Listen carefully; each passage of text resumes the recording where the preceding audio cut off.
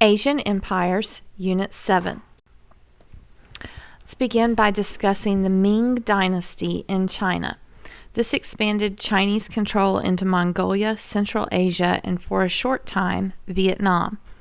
The Ming Dynasty strengthened the Great Wall and renovated the Grand Canal.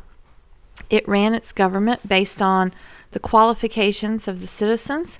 It required a civil service exam for people to participate in the government or to hold office in the government, meaning that you had to show that you were intellectually capable of doing the job. They also set up a nationwide school system. The Ming Dynasty produced manufactured goods and increased food production. They also encouraged voyages of exploration to India and Africa by Zheng Gui. They built the imperial city, which was known as the Forbidden City because the average citizens were not allowed inside. They had contact with the West through Portuguese traders and Christian missionaries. And the decline of the Ming Dynasty was caused by high taxes, weak rulers, government corruption, decreased crop yield due to harsh weather, and then lastly, disease outbreak and peasant revolt. After the Ming Dynasty collapsed, the Qing Dynasty took their place, and this is founded by the Manchus, who are from a region called Manchuria. They represented a minority population among the Chinese and had distinctive styles of wearing their hair and their clothing. They preserved their distinct cultural identity, had special legal privileges, and served in separate military units. However, they also filled lower posts in the government with ethnically Chinese citizens so that they'd have widespread support for the empire. So even though the Qing Dynasty was a minority for most of the time period that they ruled, they were able to maintain control because of the way that they allowed other people to participate in the government. Kangxi is the longest and most distinguished emperor in the Qing Dynasty. He reigned for 61 years. He was able to put down unrest within the empire by force, and he supported the work of scholars. He was also tolerant of the Christian missionaries. After his death, however, the Qing Dynasty began a period of decline. This was also marked by corruption, higher taxes, and peasant revolt.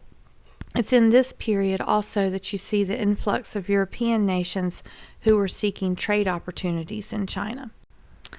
Some characteristics of Chinese society under these two dynasties are as follows. The population and the food supply increased, but the amount of land available for farming decreased, so that there was constantly a struggle among the poor people in society to be able to survive. There was an increase in trade and manufacturing, but this was controlled by the government, and so it doesn't promote a free market or commercial revolution like you saw in places in Western Europe at the same time. In terms of its art and literature, the Chinese began to create the novel as a literary form. They also concentrated architecture on building beautiful palaces and temples and creating porcelain or ceramic pieces. The extended family was the center of society, and a clan system of related families was also important, and the religious influence continued to be dominated by principles of Confucianism. There was a limited role for women, and they had clearly defined roles within the family, and foot binding, method of wrapping the feet so that the feet were actually malformed, was a sign of status among the wealthier women. In Tokugawa, Japan, this empire was united by a series of strong leaders after a period of chaos in Japan. They had limited contact with the Europeans, and they wanted to remain a closed society. This period of time is known as the Great Peace, where there was not as much internal turmoil and the land was divided and supervised by daimyos.